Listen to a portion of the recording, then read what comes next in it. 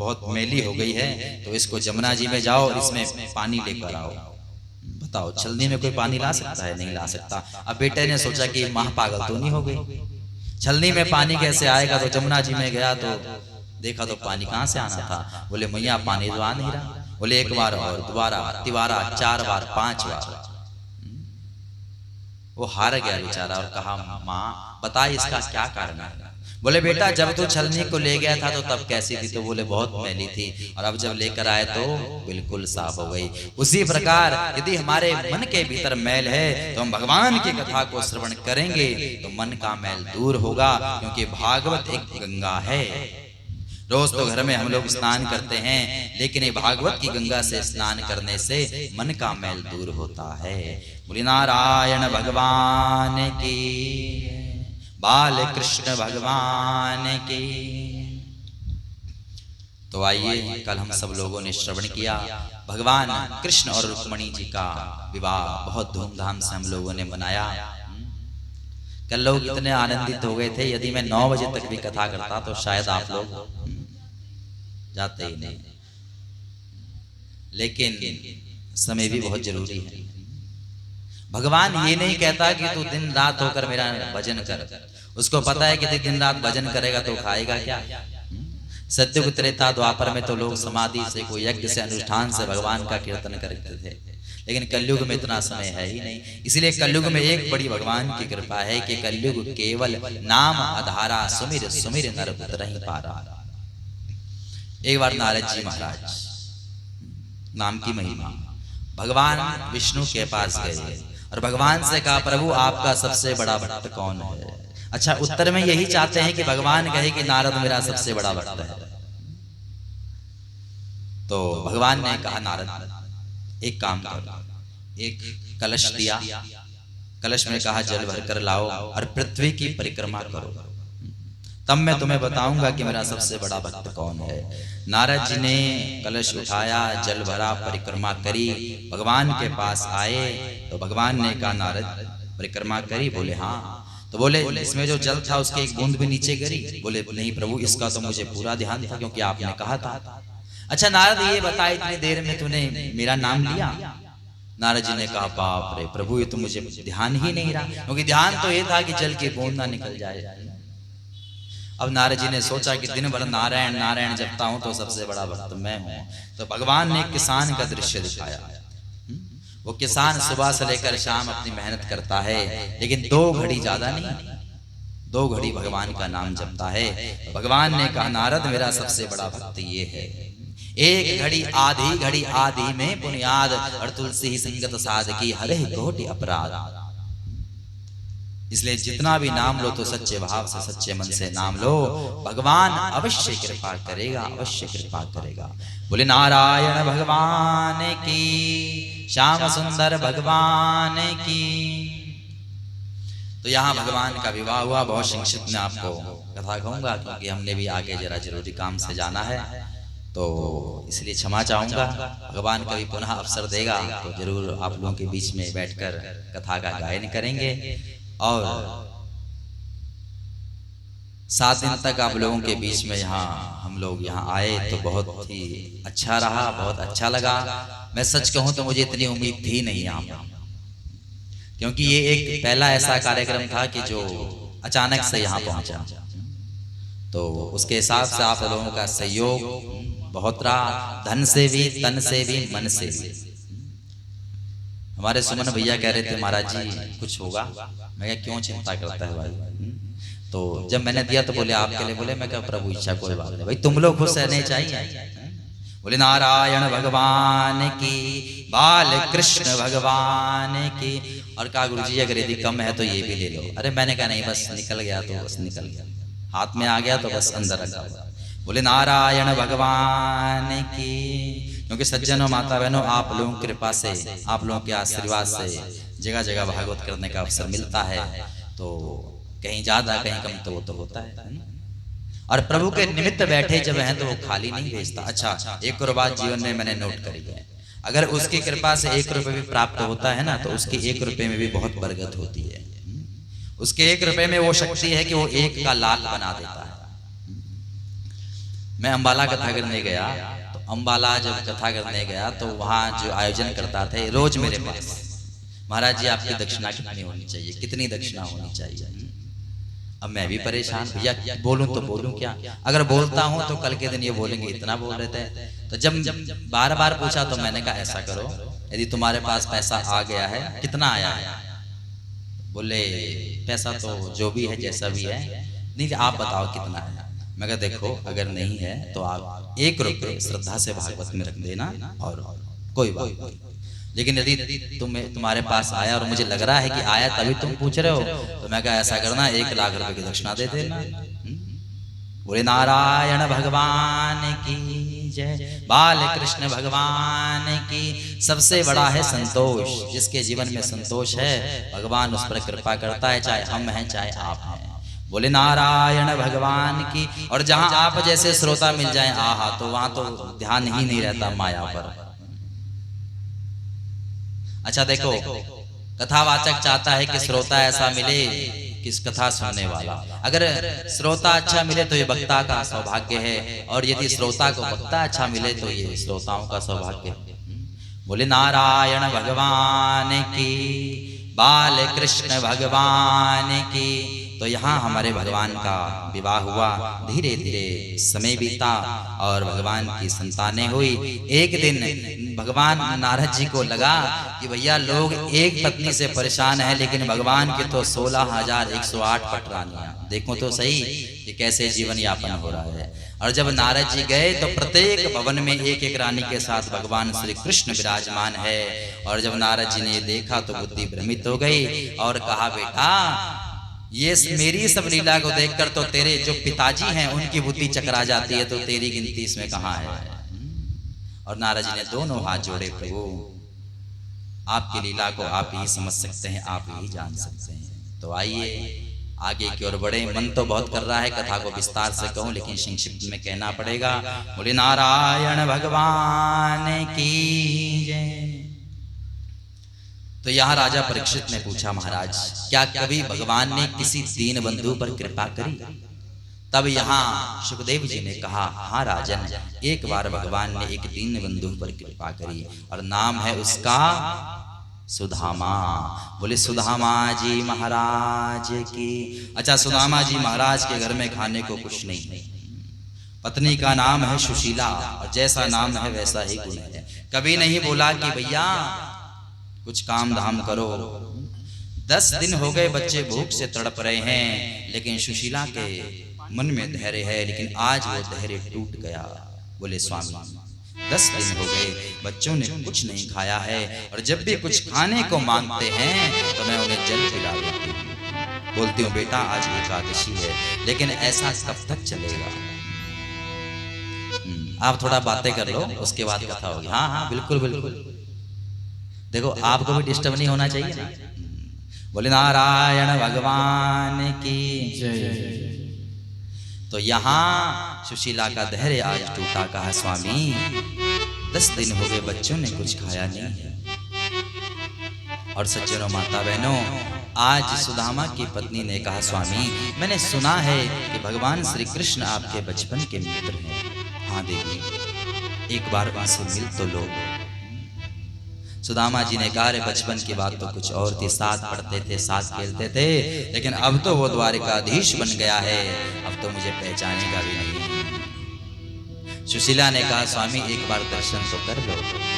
और कहते हैं भगवान का जो दर्शन कर लेता है उसके सारे दुख दूर हो जाते हैं। और कहा सुदामा जी ने लेकिन भगवान के पास खाली कैसे जाऊं? हमारे घर में तो कुछ भी नहीं है जो भगवान को अर्पण करें। पत्रम पुष्पम फलम तो यो।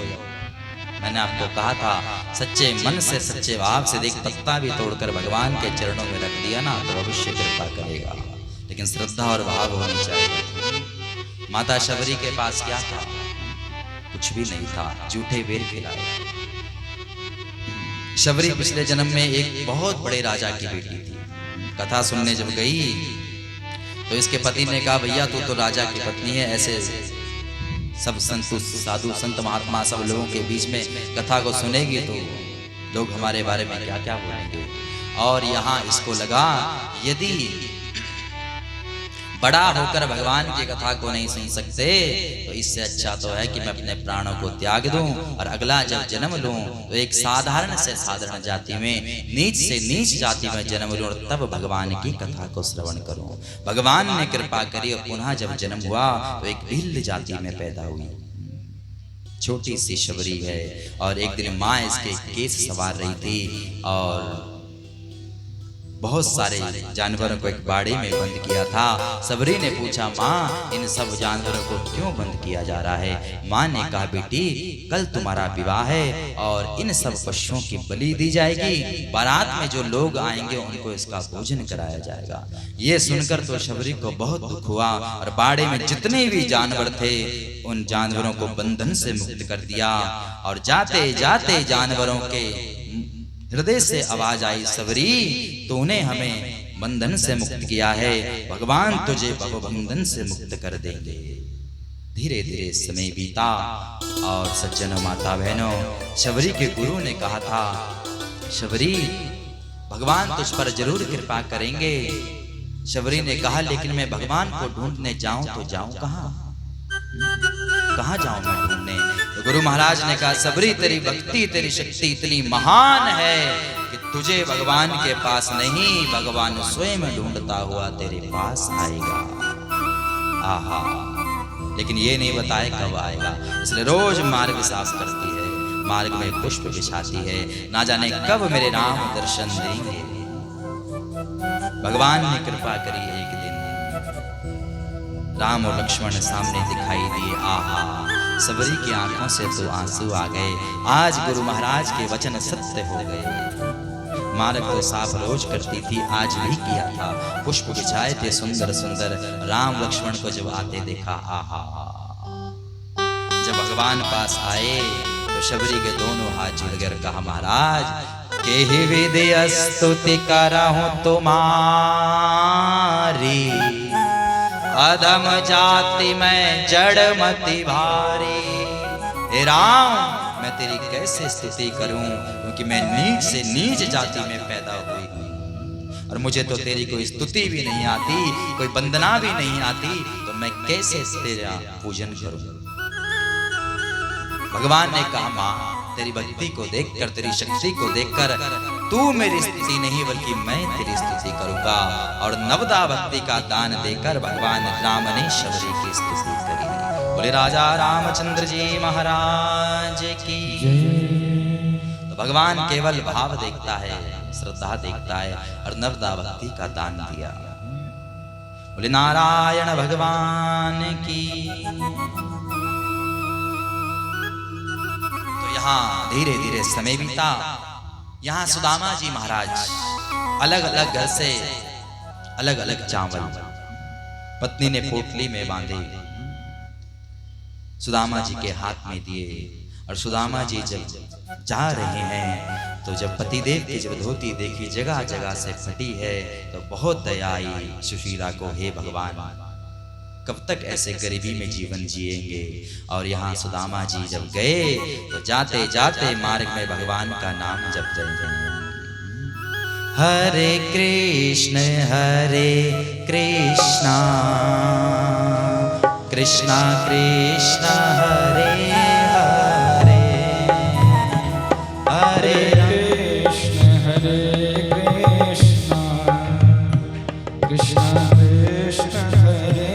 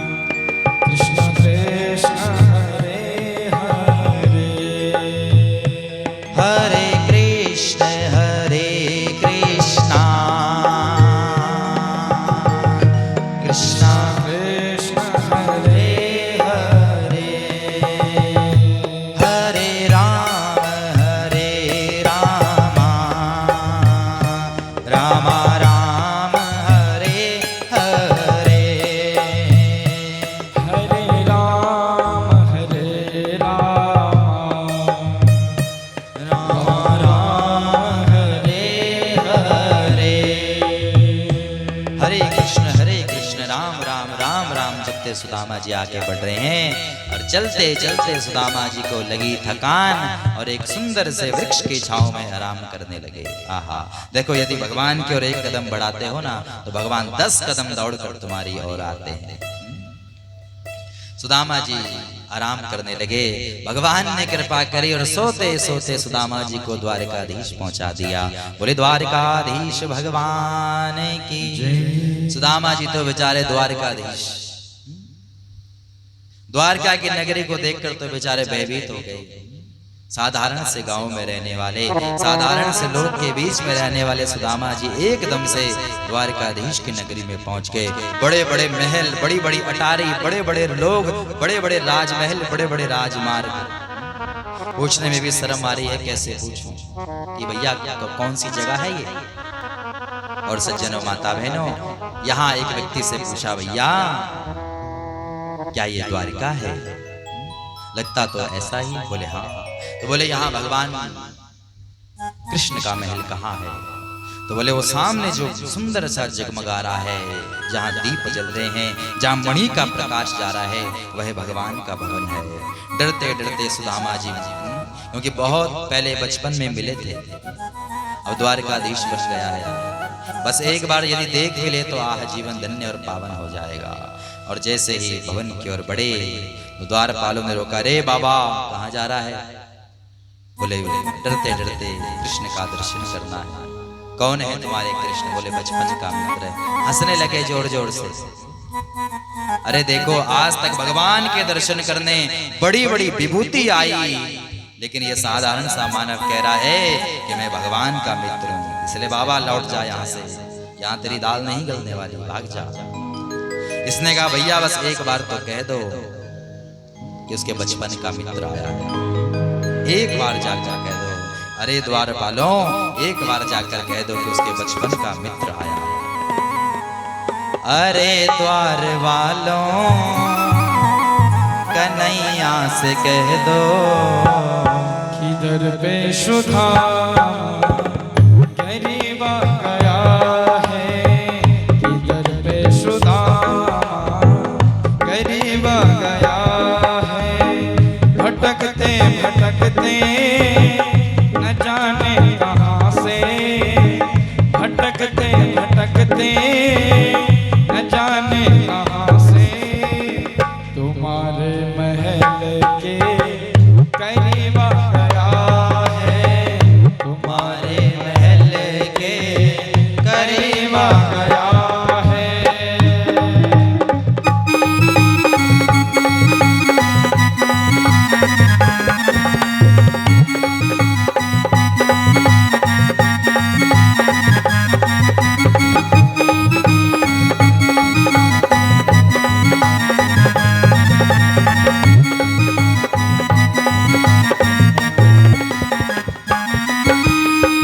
न सर पे है पगड़ी, न तन पे है जामा, बता दो कन्हैया को नाम है सुदामा, बता दो कन्हैया को नाम है सुदामा।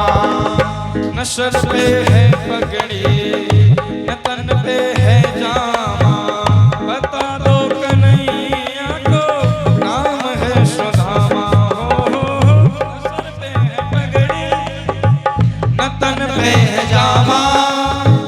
बता दो कन्हैया को नाम है सुदामा, बता दो कन्हैया को नाम है सुदामा। एक बार मोहन से जाकर के कह दो, तुम एक बार मोहन से जाकर ये कह दो, मिलने सखावत नसीबा गया है, कि मिलने सखावत नसीबा गया है। अरे द्वारपालों, कन्हैया से कह दो, अरे सुदामा करीब आ गया है, कि दर पे सुदामा करीब आ गया है।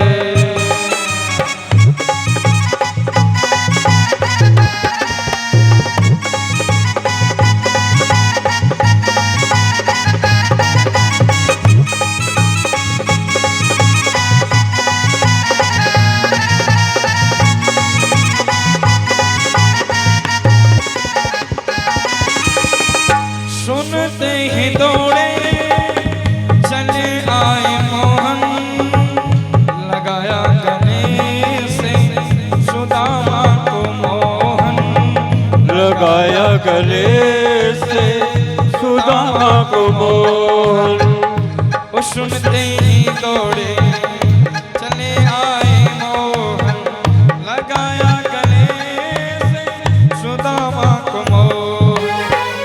सुनते ही दौड़े चले आए मोहन, लगाया गले से सुदामा को मोहन, लगाया गले से सुदामा को मोहन। हुआ रुक्मणी को बहुत ही अचंभा, हुआ रुक्मणी को बहुत ही अचंभा। ये मेहमान कैसा अजीबा गया है, ये मेहमान कैसा अजीब गया है। अरे द्वारपालों कन्हैया से कह दो, घर पे सुदामा गरीब आ गया है, इधर पे सुदामा गरीब आ गया है। बराबर में अपने सुदामा बैठाए, चरण आंसुओं से श्याम ने धुलाए, चरण आंसुओं से श्याम ने धुलाए। बराबर में अपने सुदामा बैठाए, चरण आंसुओं से श्याम ने धुलाए। बराबर में अपने सुदामा बिठाए, चरण आंसुओं से श्याम ने धुलाए, चरण आंसुओं से श्याम ने धुलाए। न घबराओ प्यारे जरा तुम सुदामा, न घबराओ प्यारे जरा तू सुदामा, खुशी का समा तेरे करीब आ गया है, खुशी का समा तेरे करीब आ गया है। अरे द्वारपालों कन्हैया से कह दो, अरे द्वारपालो कन्हैया से कह दो, कि दर पे सुदामा गरीब आ गया है, कि दर पे सुदामा गरीब आ गया है, कि दर पे सुदामा गरीब आ गया है, कि दर पे सुदामा गरीब आ गया है। बाल कृष्ण भगवान की, राधा कृष्ण भगवान की, नारायण भगवान की जय जय जय जय जय। और सज्जनों माता बहनों, सुदामा जी ने कहा एक बार कह दो कि बचपन का मित्र आया है। द्वारपालों ने कहा भैया देखो बड़ी देर से कह रहा है और कहने में हर्ज क्या है, जाओ जाकर कह दो। एक द्वारपाल गया और कहते हैं यहाँ भगवान श्री कृष्ण भोजन कर रहे थे। रुक्मणी मैया अपने हाथों से भगवान को भोजन खिला रही थी। द्वारपाल ने कहा प्रभु बड़ी बड़ी विभूतियां देखी आपके दर्शन करने, लेकिन आज जो विभूति आई है इसको पहले कभी देखा नहीं है। न सर पे पगड़ी है, न वस्त्र भी कोई बढ़िया है, लेकिन आपके लिए कहता है कि कृष्ण मेरे बचपन का मित्र है। बोले नारायण भगवान की। आइए हमारे बीच में हमारे सज्जन व्यक्ति बैठे हैं, तो मैं चाहूंगा आप मंच की ओर आइए। आइए आइए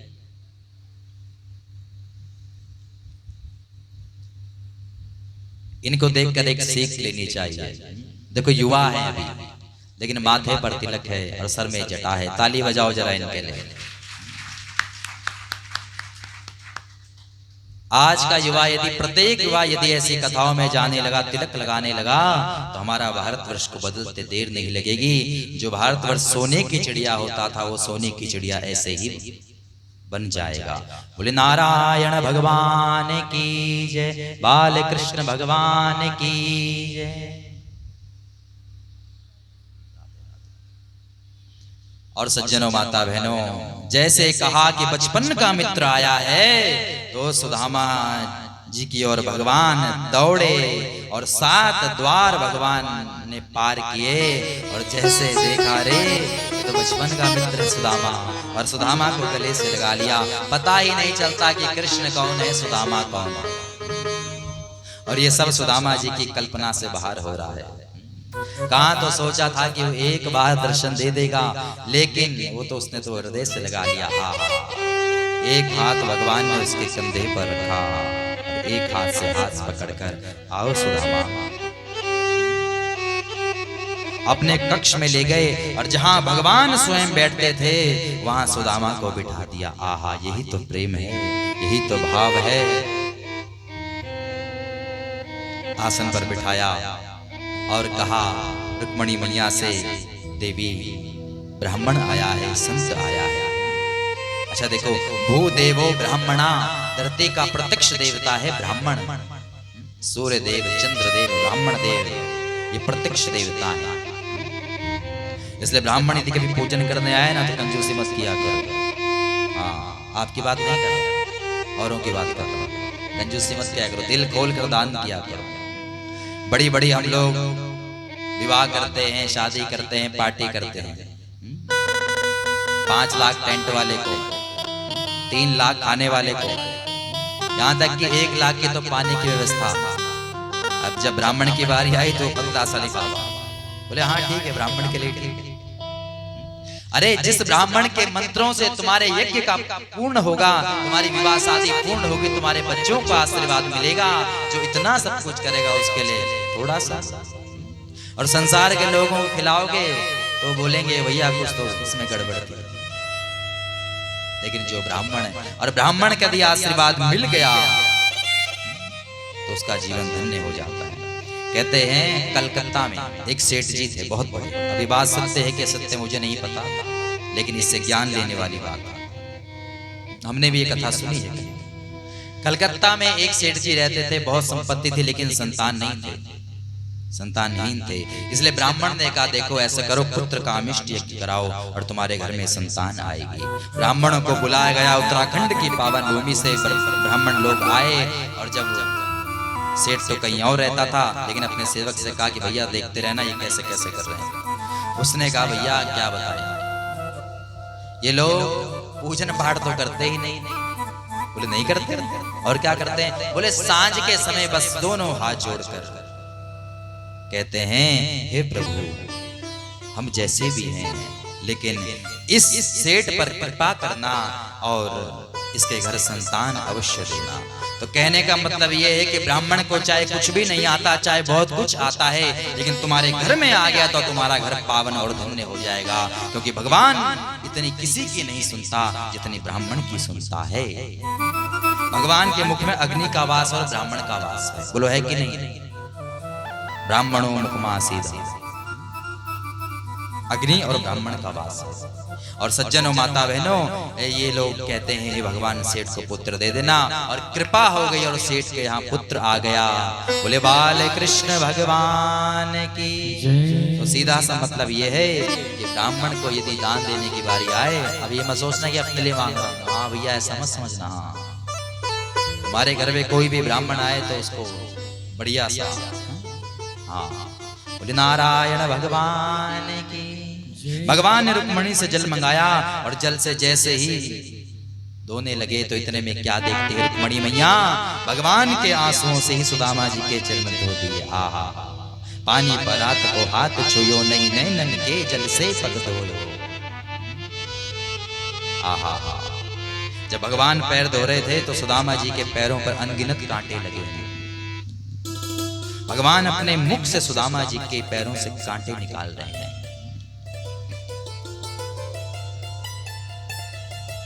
और यहाँ भगवान सुदामा के चरणों को दबाने लगे। सुदामा आते आते कुछ तकलीफ तो नहीं हुई?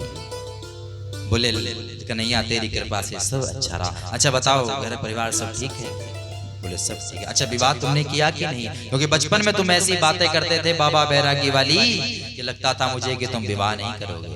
नहीं नहीं कन्हैया तेरी कृपा से एक सुंदर सी भाभी है, नाम है उसका सुशीला, और बहुत अच्छा जीवन चल रहा है। अब सुदामा जी ने अपना दुख नहीं कहा, और हम लोग होते तो भैया प्रभु बस ये है गाड़ी भी चाहिए, बंगला भी चाहिए, लेकिन सुदामा जी कह रहे हैं प्रभु आपकी कृपा से सब आनंद है। भगवान ने अपने मुकुट को पहना दिया, अपनी माला सुदामा को दे दी, चरण दबा रहे हैं। अच्छा कन्हैया, मैंने तो विवाह किया और तू कह रहा है कि बुलाया नहीं, चल मेरी तो छोड़, लेकिन क्या तुमने विवाह किया? भगवान मुस्कुराए, विवाह की पूछ रहा है। यहाँ 16,108 हो गए और विवाह पूछ रहा है। हाँ हाँ सुदामा, तुम्हारी कृपा से सब संपन्न है। अरे अब यहाँ भगवान श्री कृष्ण ने सबसे पहले रुक्मणी मैया को बुलाया। सुदामा जी ने आशीर्वाद दिया, सौभाग्यवती भवा, पुत्रवती भवा, कल्याणवती भवा, दीर्घवती भवा, चिरंजीवी भवा। रुक्मणी मैया आई, एक एक करके 8 पटरानियां आ गई। अब सुदामा जी सौभाग्यवती भवा, पुत्रवती भवा, चिरंजीवी भवा, कल्याणवती भवा, दीर्घायु भवा, और ऐसे करते करते जब 5000 की संख्या हो गई तो सुदामा जी का तो गला बैठ गया, बैठना ही था। जहाँ इतने बड़े बड़े आशीर्वाद दे रहे थे वहां कहने लगे भवा भवा भवा। अच्छा कन्हैया सच सच बता कितनी है? भगवान ने कहा भी तो आधी भी नहीं है। अच्छा कन्हैया ये बता, मैंने विवाह किया, तुझे नहीं बुलाया, लेकिन तेरे इतने विवाह हो गए, किसी एक में तो बुलाता। भगवान ने कहा सुदामा, यदि विवाह के बारे में मुझे पहले पता होता तो जरूर बुलाता, लेकिन जब भी हुआ सीधा अचानक विवाह ही हुआ। और अब यहाँ भगवान को आई दया, इसलिए सब अपनी पत्नियों को एकत्रित किया और अब सुदामा जी ने एक साथ सबको आशीर्वाद दे दिया। सौभाग्यवती भवा, पुत्रवती भवा, कल्याणवती भवा, चिरंजीवी भवा, दीर्घायु भवा, अखंड सौभाग्यवती भवा। अच्छा कन्हैया ये, अच्छा सुदामा ये बता, मेरी भाभी ने कुछ मेरे लिए तो भेजा होगा और मुझे विश्वास है कि खाली हाथ तो नहीं भेजा होगा। अब सुदामा ने चावल की पोटली बगल में दबाई। वो तो बेचारा पहले ही द्वारिका देख के परेशान है, और जब भगवान का राज सिंहासन देखा तो बाप रे। और भगवान ने जब पूछा कि सुदामा कुछ लाए हो तो बोले कुछ नहीं लाया कन्हैया, गलती हो गई, क्षमा करना, अगली बार जब आऊंगा तो सुंदर तेरे लिए उपहार लाऊंगा। तो भगवान ने कहा सुदामा इतनी देर से हाथ क्यों दबा रखा है? बोले कन्हैया इतनी दूर से आया हूं ना तो हाथ दर्द हो रहा है। भगवान ने कहा लो दर्द हाथ में और मैं पैर दबा रहा हूं, पहले क्यों नहीं बताया? तो यहाँ भगवान श्री कृष्ण जब देखा कि सुदामा झूठ बोल रहा है, और एक झूठ इसने पहले भी कहा था। बचपन में जब गुरु महाराज ने कहा था कि जाओ समिधा लेकर आओ वन से, तो श्री कृष्ण और सुदामा जी वन में गए। रात हो गई, रात्रि में भयंकर वर्षा होने लगी और भगवान श्री कृष्ण और सुदामा एक पेड़ में चढ़ गए। अब यहाँ भगवान को लगी भूख, सुदामा को लगी भूख, तो सुदामा जी चने खा रहे थे। भगवान ने कहा सुदामा क्या खा रहे हो? बोले यदि कहता हूं तो इसको भी देना पड़ेगा। इसलिए कन्हैया ठंड लग रही है इसलिए दांत कटकटा रहे हैं। इसलिए भगवान ये चाहते हैं कि जैसा झूठ इसने पहले बोला ये ऐसा ना बोले। इसलिए भगवान ने पोटली को खींचा और जैसे पोटली को खोला तो वहां चावल दिखे। आहा, भगवान तो प्रसाद समझकर भोग लगाने लगे। एक मुट्ठी चावल उठाई और जैसे ही खाई तो मानो भगवान ने एक त्रिलोकी का दान इसको दे दिया। दूसरी मुट्ठी खाए तो दूसरी त्रिलोकी का दान दे दिया। तीसरी मुट्ठी खाई तो तीसरी त्रिलोकी का दान देने ही वाले थे। रुक्मणी मैया ने हाथ पकड़ लिया, भगवान ये क्या कर रहे हो? सब कुछ सुदामा को दे दोगे तो क्या अपने आप सुदामा बनोगे? या तो दूसरा कारण ये हो सकता है कि भगवान ने, रुक्मणी मैया भगवान को कहना चाहती है कि प्रभु आपकी कृपा से सब कुछ संपन्न है, लेकिन यदि ये प्रसाद है तो इस प्रसाद को हमको भी दो, आप अकेले ही खा जाओ। तो भगवान ने सबको थोड़ा थोड़ा वो प्रसाद दिया। और सज्जनों माता बहनों, यहाँ अब वो समय आया कि सुदामा जी महाराज भगवान से विदा लेते हैं। और जाते जाते भगवान ने कहा सुदामा जा रहे हो? बोले मेरा मुकुट तो दे दो। मुकुट दे दिया। सुदामा जी को लगा चलो मुकुट तो मिल गए। देखो मांगा नहीं था। और भगवान के पास जब जाओ तो मांगो मत, तू ही इनाम तारण सबे काज धारण, धरो ध्यान उसका सब कुछ खबर है उसको। केवल एक श्रद्धा से भाव से हाथ जोड़ो, क्योंकि देने वाला वो परमात्मा है, मांगने से कीमत कम हो जाती। भगवान को लगेगा तो सौदा है, तू हमें पुत्र दे तब हम लोग ये करेंगे, तू हमें ये दे तब हम ये करेंगे। उससे पहले ही कर दो ना, एक विश्वास के साथ करो। अब हमको विश्वास तो है नहीं, लेकिन हम सोचते हैं प्रभु जब अच्छा कर दोगे तो तब हम ये करेंगे। तो भगवान को भी लगता है कि दुनिया वाले बड़े स्वार्थी हैं, सुदामा जी महाराज जाने लगे तो मुकुट दे दे, मुकुट दिया। सुदामा जा रहे हो? हाँ, ये माला तो दे दो। बढ़िया सुंदर सी धोती पहनाई थी और सुदामा जी को वो ली और पुरानी धोती पहनी।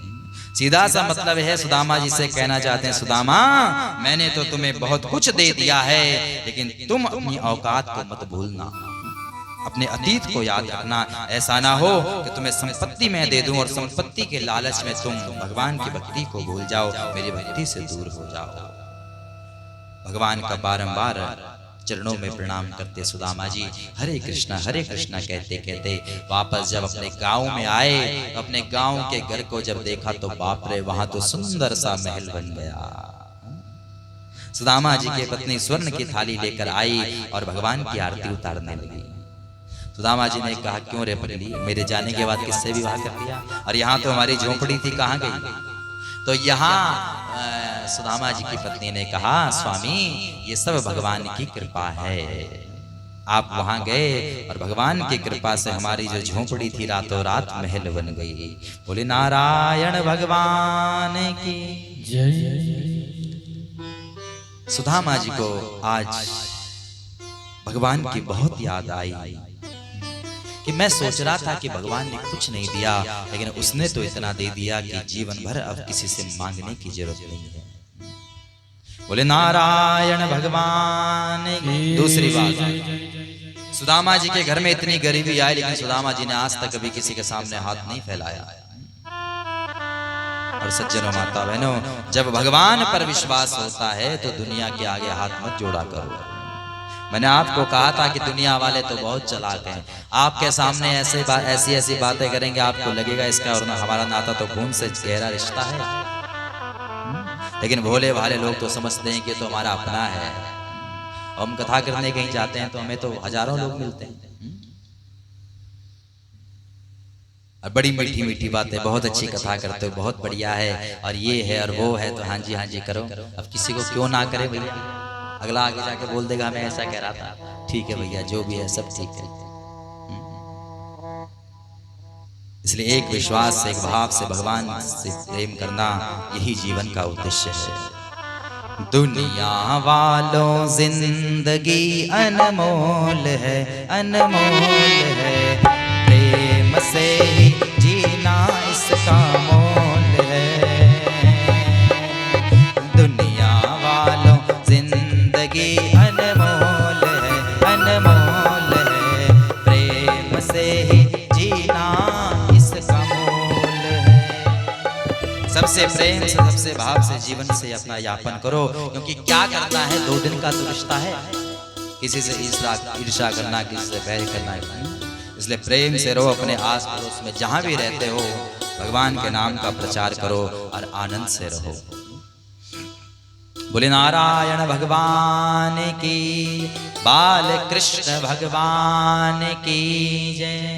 लेकिन आप लोगों का प्रेम देखकर तो मन गदगद हो जाता है। लड्डू माजरा की समस्त जनता का इतना भाव, इतना प्रेम, इतनी श्रद्धा, आपको मैं व्यासपीठ से वंदन करता हूँ। और सज्जनों, माता बहनों, सुदामा पर भगवान ने कृपा करी। धीरे धीरे समय बीता, भगवान ने पांडवों का राजसूय यज्ञ संपन्न किया और समय बीता। कुरुक्षेत्र में एक बहुत बड़े मेले का आयोजन हुआ और आज जब वृंदावन वासियों को पता चला है कि भगवान श्री कृष्ण कुरुक्षेत्र में आ रहे हैं, तो आहा, वृंदावन के लोग जिनको भगवान ने कहा था कि परसों आऊंगा, बरसों बीत गए, भगवान का दर्शन नहीं। इसलिए सारा वृंदावन कुरुक्षेत्र में पहुंच गया। आहा, भगवान का दर्शन किया, जीवन धन्य हो गया। और धीरे धीरे समय बीता। अब वो समय आया कि भगवान अपनी लीला को पूर्ण करके अपने धराधाम को जब जाने लगे। उद्धव जी ने कहा, प्रभु आज तक तो आपका दर्शन हम प्रत्यक्ष देखते थे, लेकिन आप जब धराधाम से चले जाओगे तो हम आपका दर्शन कैसे करेंगे। भगवान ने कहा, उद्धव मैं तो जाऊंगा, लेकिन मेरा जो तेज है, मेरी जो कांति है, वो इस श्रीमद् भागवत में प्रवेश कर जाएगी। और जब भगवान अपनी लीला को पूर्ण करके अंतर्धान हुए तो भगवान का शरीर तो वैकुंठ में गया, लेकिन जो तेज था वो इस श्रीमद् भागवत में प्रवेश कर गया। इसलिए कहते हैं श्रीमद् भागवत प्रत्यक्ष भगवान कृष्ण का स्वरूप है। यदि भगवान का दर्शन करना है तो इस श्रीमद् भागवत में दर्शन करो। लेकिन आज लोग सोचते हैं कथाएं जब बहुत होने लगती है तो भैया साधारण सी चीज है। मैंने आपको कहा था कि जो चीज आसानी से मिल जाती है उसकी कीमत कम हो जाती है। इसलिए प्रत्यक्ष भगवान श्री कृष्ण का दर्शन है। एक एक श्लोक में भगवान का दर्शन करो, एक एक श्लोक में भगवान का दर्शन कीजिए और भगवान अवश्य कृपा करेगा। बोले नारायण भगवान की। यहाँ सुखदेव जी राजा परीक्षित को कथा सुना रहे थे, याद है ना, पहले दिन से सुना रहे थे, ये भूल गए। एक कान से सुनिए और एक कान से। सज्जनों माता बहनों, मैंने आपको कहा था कथा में बीच में जो बात अच्छी लगे तो उसको हृदय में अवश्य उतारा करो। तो यहाँ सुखदेव जी राजा परीक्षित को कथा सुना रहे हैं और अब सुखदेव जी महाराज जब जाने लगे तो राजा परीक्षित जी ने कहा, राजन अब मैं चलता हूँ। 7 दिन तक मैंने तुम्हें भगवान की कथा को सुनाया है और अब भगवान तुम पर अवश्य कृपा करेंगे। राजा परीक्षित ने सुखदेव जी महाराज के चरणों में वंदन किया, नमन किया और अब वो समय आया कि राजा परीक्षित को भी मोक्ष की प्राप्ति हुई। बोले नारायण भगवान की, बाल कृष्ण भगवान की। 7 दिन तक राजा परीक्षित ने कथा को श्रवण किया और सज्जनों माता बहनों 7 दिन तक कथा को सुनते सुनते यहाँ राजा परीक्षित को आनंद की अनुभूति हुई, परमात्मा का साक्षात्कार दर्शन हुआ। बोले नारायण भगवान की। हमारे बीच में सज्जन व्यक्ति आए हैं पीछे, जो पहले दिन कलश यात्रा में हनुमान जी का झंडा लेकर आगे आगे चल रहे थे। तो मैं चाहूंगा आप भी मंच की ओर आइए, आइए आइए। बोले नारायण भगवान की, बाल कृष्ण भगवान की। अच्छा देखो, भगवान अपना कार्य स्वयं करते हैं। जब कलश यात्रा निकल रही थी तो मैंने सोचा बाप रे, 1 2 3 4 कलश कर रहे हैं 21। तो मैं कहा चलो प्रभु इच्छा जो होगा, करने कराने वाला वो परमात्मा है। कहां से झंडा आया, कहां से ये आए, कहां से अनुप जी आए, कहां से कौन आया पता ही नहीं चला। तो ये सब भगवान की कृपा से होता है और ये सौभाग्य भी हर किसी को नहीं मिलता। हनुमान जी का झंडा उठाना कोई साधारण सी बात नहीं है। बोले हनुमान जी महाराज की। तो भगवान आपके ऊपर कृपा करे, भागवत भगवान आपके जीवन को इदा कदा आनंद में रखे। बोले नारायण कृष्ण भगवान।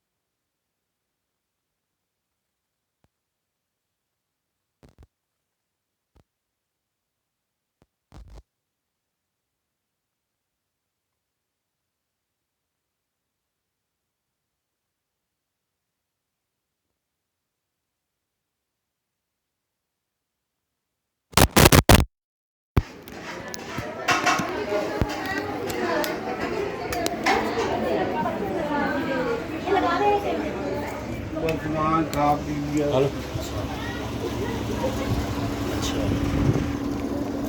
अब 6 हैं